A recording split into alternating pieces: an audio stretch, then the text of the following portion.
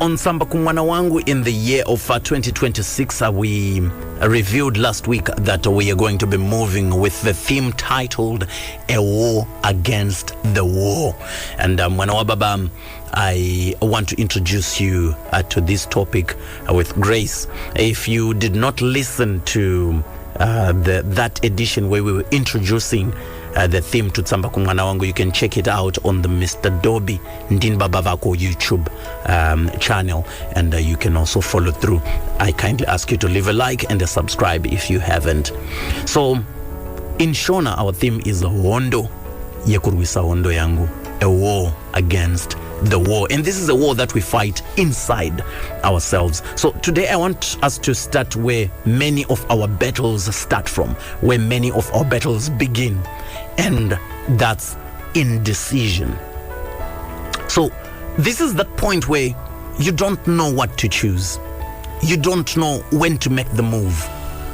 You wait too long until life makes the decision for you.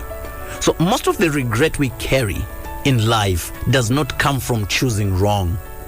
I'll repeat this again.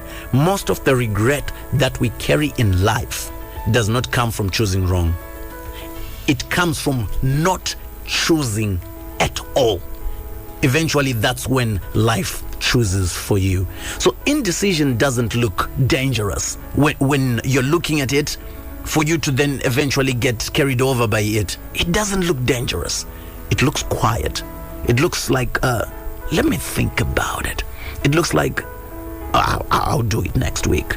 It looks like, let me wait until I'm sure. I'm not sure right now. But then what indecision does is it slowly steals your time. It slowly steals your confidence. It slowly steals your peace. And this is a place where I also have been not very long ago. That is the reason why I decided, let me talk about this, because this is something that I also fought against, and I'm still trying to fight against, because there are bits and pieces of it that are still existent in my own life. I delayed difficult conversations that would solve things. I postponed important moves. I waited for motivation. I waited for maybe when I'm certain about things. I waited for the perfect timing, and the perfect timing never came. And the truth I'm learning the hard way is this. For things to be clear, they only happen when something is already going on. Clarity rarely comes from action. It comes after the action. You start something, and then things are clear as you go. You don't get clarity first, and then you start to act. You start by acting, and then you get the clarity as the acting continues. So if you were one who were in the psychological circles, psychology quietly teaches us that the brain fears loss more than it loves gain. So when a decision feels like it's quite risky, the mind chooses safety. It chooses to avoid the risk. Even if safety means staying stuck in one position, the mind will say we'd rather do that than take a risk. So indecision becomes a prison we decorate with excuses. The timing was not right. I was not ready. My heart did not feel it. And. Think about it. Let's give examples, real life examples. Staying in a job that you don't like because you're not sure what else to do. Or maybe for some, staying in a relationship or in a marriage that drains you because you're thinking, so who will love me after? So where will I go? So what will I do? I will be alone. Can I bear it being alone? Or maybe you delay a big business idea that you're thinking about because you feel like it's not the right timing yet.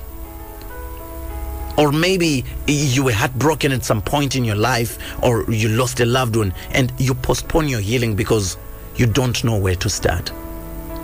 Indecision comes in those circumstances in such a way, and it whispers and says, just wait, Bomira.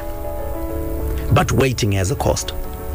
And that cost, quite often, is you ending up in regret. So here are some things that are helping me to fight this war that I think maybe can also help you. This is something that I spoke about last year when we were doing the theme of last year, about building foundations that last. Stop trying to decide your whole life at once.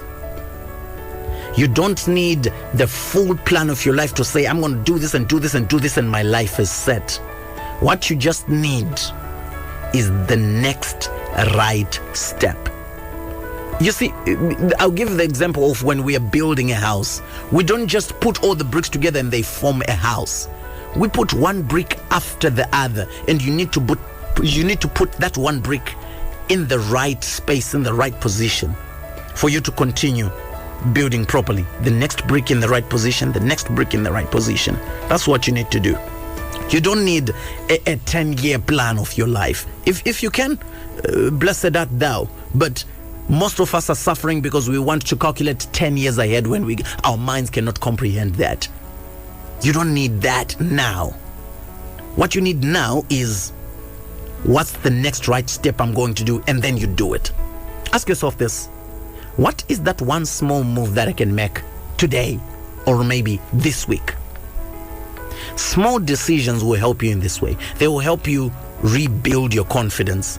And then when the confidence comes, it weakens fear. So you keep doing more, bigger and bigger and bigger moves. Indecision survives because it has no deadline. When you don't decide on anything, there's no deadline on that.